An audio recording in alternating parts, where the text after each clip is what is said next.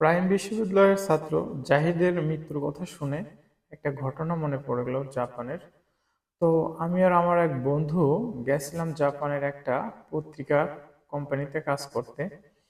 তো দুইজন কথার ছলে আমরা হাসাহাসি করতেছিলাম একটা অন্য বিষয় নিয়ে। তো একটা বুড়া জাপানিজ আমাদের হাসাহাসি দেখে উনি ভাবতেছেন ওনার দেখে হাসতেছি। তো দ্বিতীয়বার আমরা যখন আবার হাসছি ওনার চোখে চোখ পড়ে গেছে। তো পরবর্তীতে তৃতীয়বার উনি আমাদের পাশে আসছে, এসে রাগান্বিত ভাবে আমাদের জিজ্ঞেস করতেছে আমরা কেন হাসতেছি। তো আমরা বুঝিয়ে বললাম। তো পরে উনি শান্তশিষ্ট ভাবে চলে গেল। তো এখন ঘটনা হচ্ছে, প্রক্টরের সামনে দুটা মেয়ের কাছেও এই ছেলেটা ক্ষমা চেয়েছে। ক্ষমা চাওয়ার পরে আর কিছু এখানে কোনো ঘটনা থাকতে পারে না। সবার কাছে একটাই রিকোয়েস্ট, অন্যের কথায় কোনো কিছুতেই হুটহাট করে করা ভালো না। যা করবেন ভেবে করবেন, বুঝে করবেন।